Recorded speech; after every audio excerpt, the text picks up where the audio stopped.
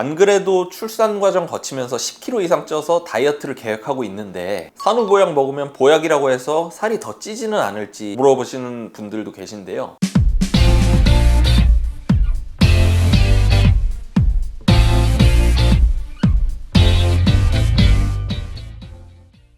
안녕하세요. 한의학 박사 이지승입니다. 오늘은 산후보약이라는 주제를 가지고 말씀을 드려볼까 하는데요. 주로 그동안 제가 진료하면서 환자분들께서 가장 많이 궁금해하셨던 부분들이 있거든요. 산후보약은 어떤 역할을 하는 건지, 언제 먹으면 가장 좋은 것인지, 그리고 먹으면 혹시 살이 더 찌지는 않을지, 나는 모유 수유할 건데 산후보약 먹어도 되는지, 이런 공통적으로 궁금해하시는 질문들이 있었거든요. 이것들을 중점적으로 정리해서 설명드려 볼까 합니다. 일단 산모는 임신에서부터 출산까지 약 10개월 동안의 기간을 겪으면서 신체적으로나 정신적으로 엄청난 변화를 겪습니다. 일단 자궁은 원래 크기가 손이 작은 여성분을 기준으로 한 주먹 정도의 크기거든요. 그런데 임신 말기에는 이게 4리터에서 5리터까지 부피가 평상시에 거의 400배에서 500배 정도로 늘어나게 됩니다. 그리고 또한 온몸의 뼈와 뼈를 연결하는 곳을 관절이라고 하죠. 이 관절과 인대가 임신 과정을 거치면서 엄청나게 느슨해지면서 뼈마디나 관절이 굉장히 약해지게 됩니다. 그리고 신체뿐만 아니라 정신적으로도 호르몬의 변화에 굉장히 민감해지기 때문에 수면장애라든지 이유 없는 짜증, 우울감 이런 것들로 인해서 산후 우울증이 쉽게 유발되는 상황에 놓이게 되기도 합니다.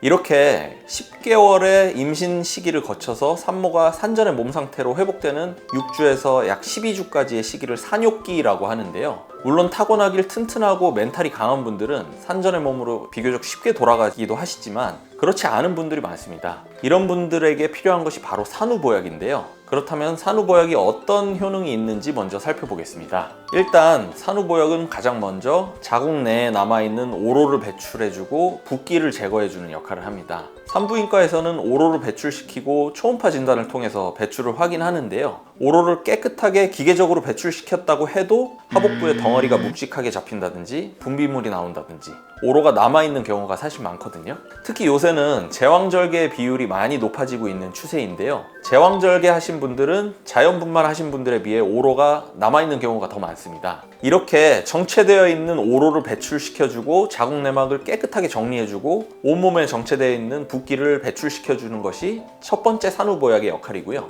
두 번째로는 하복부 쪽으로 혈액순환을 원활하게 해서 늘어져 있던 자궁을 산전의 상태로 잘 퇴축시키는 역할을 산후보약이 해주고요. 또한 출산 과정을 거치면서 태아에게 수많은 영양분이나 정수를 전달해주고 느슨해져서 약해져 버린 산모의 뼈나 관절에 산후보약이 들어가서 골수를 보충해줘서 뼈나 관절을 튼튼히 하는 것도 산후보약이 하는 역할 중 하나입니다. 정리를 해보면 산후보약은 남아있는 노폐물과 오로와 붓기를 비워주고 약해지고 부족해진 부분에 기혈과 골수를 보강해주는 역할을 한다. 이렇게 설명드릴 수 있겠습니다. 모유 수유를 계속 지속하실 계획인 산모들이 많이들 궁금해하시는 게 바로 모유 수유하면서 산후보약을 복용해도 되느냐인데요. 결론부터 말씀드리면 모유 수유하는 분들은 특히 더 산후보약 복용을 권장드립니다. 일단 산후보약을 처방할 때 모유 수유 여부에 따라 이 부분을 함께 고려해서 처방이 되거든요. 모유 수유를 지속하려는데 모유량이 부족한 분들의 경우에는 유즙이 잘 돌도록 하는 그런 약재를 배합해서 이 부분을 개선시켜 드리기 때문에 산모의 건강뿐 아니라 아이의 건강까지 함께 고려된다고 보시면 되겠고요.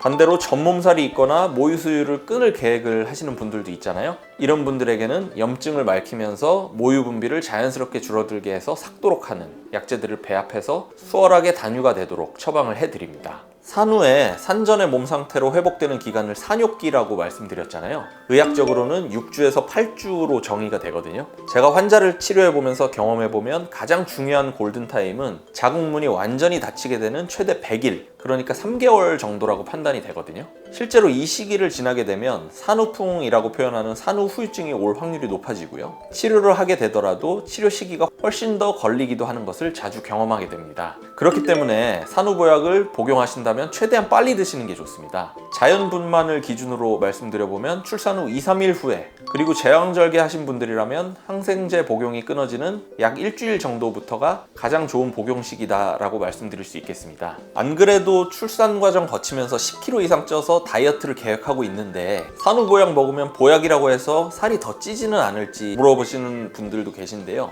그렇지 않습니다. 산후보약을 드시면 체중이 더 잘 빠집니다. 실제로 저희 환자분들 후기를 들어보면 첫째 때 와서 산후보약 드신 분들이 주변에 비해 정말 수월하게 산후기를 잘 넘겼다, 체중 회복이 너무 잘 됐다 하시고는 둘째 가지실 때 대부분 와서 또 처방 받으시는 경우가 굉장히 많습니다. 산후보약이 오로 배출을 돕고 붓기를 개선해 주기 때문에 체중 회복에도 당연히 효과적이라고 말씀드릴 수 있겠고요. 살이 찔 염려는 없으니까 걱정하지 않으셔도 된다라고 답변 드리겠습니다. 이렇게 산후보약에 대해서 대체로 궁금해하시는 몇 가지를 정리해 보았는데요. 가끔 보면 친정엄마라든지 시어머니가 사다 주셨다든지 산후조리원에서 미리 대량으로 만들어 놓은 약을 복용했다든지 하는 분들이 계신데요. 그렇게 드시는 것은 별로 권하지 않는 방법입니다. 산후보약은 산모마다 체질과 몸 상태가 다 다르기 때문에 본인 몸에 맞게 진맥하고 처방하는 것이 가장 효과적이라는 말씀 드리겠습니다. 오늘은 산후보약을 주제로 이야기를 해보았는데요. 이 영상을 보시는 분들 중에서는 본인이나 가족이 출산을 앞두고 있거나 출산을 하신 분도 계실 텐데요.